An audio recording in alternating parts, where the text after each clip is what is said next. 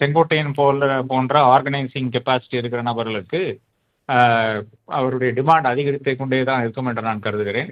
இப்ப நாம் பார்த்தோம், சேகர் பாபு, அமைச்சர் சேகர் பாபு அவரை சந்தித்திருக்கிறார். நேற்றும் சந்தித்தார், இன்னைக்கும் சந்தித்திருக்கிறார். திமுகவுக்கு வரக்கூடிய ஒரு வாய்ப்பு இருக்கா என்று கேட்டால் அதற்கான பேச்சுவார்த்தைகள் தான் அது என்று நான் கருதுகிறேன். அதை தாண்டி நிச்சயமாக நேற்றிருந்தே கசிய விடப்பட்ட வாசகங்களின் விஷயம் என்னவென்றால், தாவேக்கால சேர்றதுக்கான அந்த வாய்ப்பு இருக்கு என்று ஒரு கருத்தும் பரவலாக இருக்கிறது. அப்ப இது ரெண்டு தான் சாய்ஸ் என்று நான் கருதுகிறேன். தாவேக்காவுக்கு சென்று விட்டால் அவருக்கு ஒரு சீனியர் பொசிஷன் கொடுக்கக்கூடிய அந்த வாய்ப்பு இருக்கிறது.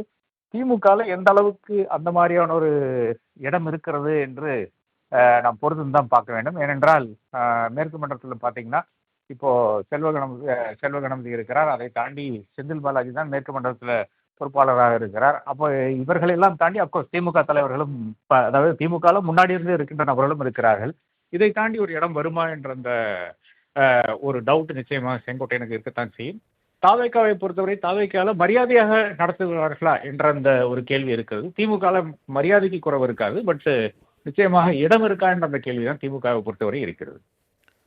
அதே நேரத்தில் செங்கோட்டையன் வந்து தொடர்ந்து சொல்லிக்கிட்டே இருந்தார், அதிமுக வந்து ஒருங்கிணைக்கணும் அப்படின்னு சொல்லிட்டு. அவருடைய இந்த ஒருங்கிணைப்பு திட்டம் தோல்வி அடைஞ்சிருச்சுன்னு பார்க்கலாமா? நிச்சயமாக அதனுடைய தோல்வியினுடைய இல்லை என்றால் அதனுடைய நீட்சியாகத்தான் இன்னைக்கு வந்து அவர் வந்து எம்எல்ஏ பதவி ராஜினாமா பண்ணியிருக்கிறார் என்று நான் கருதுகிறேன். ஏனென்றால் இப்போ அந்த ஒரு மாச அந்த கெடுவும் முடிந்து விட்டது.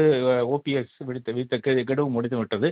அது ஒரு நான் ஸ்டார்டராக தான் இருந்தது. அந்த ஒரு கூட்டணியும், அதாவது செங்கோட்டையன், சசிகலா, ஓபிஎஸ், அதே மாதிரி டிடிவி, இந்த 4 பேர் இருக்கின்ற அந்த கூட்டணியும் வந்து யாரையும் நம்ப முடியாத ஒரு இடத்துல தான் இருக்காங்க. ஏனென்றால் டிடிவி மேல கேஸ் இருக்கிறது. ஓபிஎஸ் வந்து எப்போ மோடியோ இல்லை என்ற டெல்லியிலிருந்து ஒரு தலைவர் அழைத்தாலோ அவர் வந்து அப்போ அந்த தருணத்தில் ஓடி விடுவார். சசிகலா ஏற்கனவே ஒரு இன்ஆக்டிவ் அரசியல்வாதியாக தான் இருக்கிறார். அப்ப இதையெல்லாம் வைத்துக்கொண்டு அது ஒரு போனியாவாத கூட்டணி என்று செங்கோட்டையனுக்கும் தெரியும். அப்ப அங்கு இருக்கின்ற தான் வந்து ஒரு மீடியாவில் இருக்க வேண்டும் என்ற அந்த கருத்தில் அடிப்படையில் தான் அங்கு இருந்தாரே தவிர அதை தாண்டி வேற ஒரு யூஸ் அந்த ஒரு கூட்டணிக்கு கிடையாது என்றுதான் முக்கியமான கருத்தாக நான் காண்கிறேன். திரு ஆர்.கே. ராதாகிருஷ்ணன் அதே நேரத்தில் செங்கோட்டையனே வெளிப்படையாக சொல்லியிருந்தாரு செய்தியாளர்கள் சந்திப்பில்.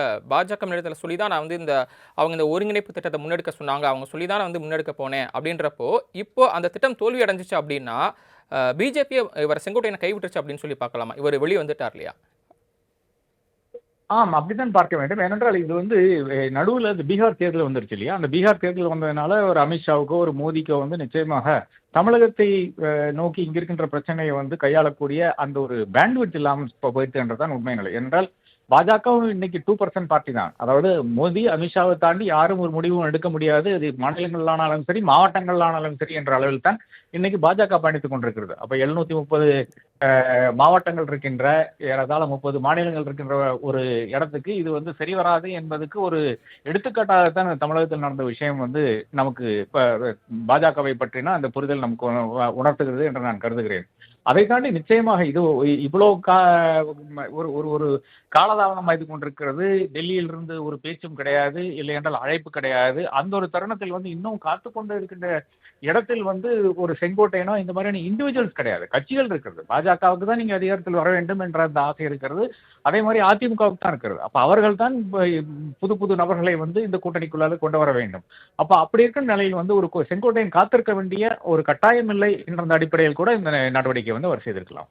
திரு ஆர்.கே. ராதாகிருஷ்ணன், ஒரு இறுதியான கேள்வி. செங்கோட்டையன் ஒருவேளை தாவேக்காவில் இணைஞ்சாங்க அப்படின்னா அவரை தொடர்ந்து அதிமுக வந்து ஒன்றிணைன்னு சொல்லிட்டு வரக்கூடிய ஓபிஎஸும், அதே நேரத்தில் அமமுக பொதுச் செயலாளர் டிடிவி தினகரனும் தாவேக்கா கூட கூட்டணி வைக்க வாய்ப்பு இருக்கா? ஒருவேளை சசிகலாவும் அவங்க கூட்டணிக்கு போக வாய்ப்பு இருக்கா? இல்ல, இப்ப செங்கோட்டையனுடைய இருக்கிறதுலயே பெரிய ஒரு பாசிட்டிவ் என்னன்னா, அவர் வந்து ஊழல்வாதி என்ற அந்த பட்டம் அவருக்கு கிடையாது. பாக்கி எவ்வளவோ அரசியல் தலைவர்களுக்கு இருக்கின்ற அந்த ஒரு களங்கம் வந்து நிச்சயமாக செங்கோட்டையனுக்கு கிடையாது. அந்த விஷயத்தில் பார்த்தீங்கன்னா டிடிவிக்கோ இல்லை என்றால் ஓபிஎஸ்க்கோ சசிகலாவுக்கோ அது பெரிய ஒரு சுமையாகத்தான் இருக்கிறது ஊழல்வாதி என்பது. இன்ஃபேக்ட் சசிகலா வந்து கன்விக்டட் கிரிமினல். ஸோ இவர்கள் 3 பேரையும் சேர்த்துக் கொள்ளக்கூடிய ஒரு இடத்தில் வந்து நிச்சயமாக தாவேக்கா கிடையாது. ஆனால் தாவேக்காவுடைய அரசியலே வந்து ஊழலுக்கு எதிரான அரசியல் என்று பேசிக் கொண்டிருக்கிறார்கள். அப்ப இவர்கள் 3 பேருக்கும் அங்கே இடமே கிடையாது. இவர்கள் அங்கு போகவும் முடியாது என்றுதான் உண்மை நிலை. ஓகே, ஒருவேளை செங்கோட்டையன் போயிட்டாருன்னா அவர் கூட வேறு யாரெல்லாம் தாவேக்காவுக்கு போகலாம்? அப்படி போனாங்க அப்படின்னா என்டிஏ கூட்டணிக்கு இது எந்த மாதிரியான பாதிப்பை ஏற்படுத்தும்? இல்ல அதிமுகவில் இருந்து பெரிதாக யாரும் செல்ல மாட்டார்கள் என்றால் செங்கோட்டையன் வந்து ஒரு சமூகத்தினுடைய தலைவராகவோ ஒரு ஜாதியினுடைய தலைவராகவோ தன்னை ப்ரொஜெக்ட் பண்ணவில்லை. அது முன்னாடி செய்ய முடியாது. எம்ஜிஆர் காலத்திலேயோ ஜெயலலிதா காலத்திலேயோ செய்ய முடியாது. ஆனா 2016க்கு பிறகு கூட, ஜெயலலிதாவுடைய மரணத்துக்கு பிறகு கூட அவர் வந்து மேற்கு மண்டலத்தில் வந்து அப்படி ஒரு இமேஜ் தனக்காக உயர்த்தவில்லை. அப்போ இவர்தான் முழுக்க முழுக்க எடப்பாடி தான் அந்த இடத்தை வந்து ஆக்குபை பண்ணியிருக்காரு என்றுதான் உண்மைகளே. அப்போ பெரிய அந்த கம்யூனிட்டியில் இருக்கின்ற பெரிய தலைவர்கள் யாரும் வர்றதுக்கு வாய்ப்பு கிடையாது. வேணுமென்றால் ஒன்னோ ரெண்டோ எம்எல்ஏஸ், அதாவது அதிமுக வந்து போனி ஆகாது என்று இருக்கின்ற அந்த ஒரு மனப்பான்மையில் இருக்கின்ற சில எம்எல்ஏஸ், அதுவும் ஊழலற்ற எம்எல்ஏஸ், அதாவது அட்லீஸ்ட் விஜயனுடைய பார்வையில் ஊழலற்ற நபர்கள் தான் இங்கே வர முடியும். அதே மாதிரி கட்சி பொறுப்பில் இருக்கிற நபர்களும் கீழ்மட்டத்தில் இருக்கிற நபர்கள் வரலாமே தவிர மேல்மட்டத்தில் இருக்கிற நபர்கள் இப்போதைக்கு வரமாட்டார்கள் என்று நான் கருதுகிறேன். ஏனென்றால் இன்னைக்கும் அதிமுக ஒரு வலுவான ஒரு கட்சியாகத்தான் இன்னைக்கு அதிமுக நினைத்துக் கொண்டிருக்கிறார்கள். அது உண்மையும் கூட என்று நான் கருதுகிறேன். இன்னும் 2வது பெரிய கட்சியாகத்தான் இன்னைக்கு இருக்கிறது அதிமுக. அப்போ ஒரு பெரிய அளவில் வந்து மாற்றம் வருமோ இல்லை என்றால் நபர்கள் வருவார்கள் என்று நான் எண்ணவில்லை. இணைப்பில் வந்து தங்களுடைய கருத்துக்களை விரிவாக பகிர்ந்து கொண்டமைக்கு நன்றி திரு ஆர் கே ராதாகிருஷ்ணன்.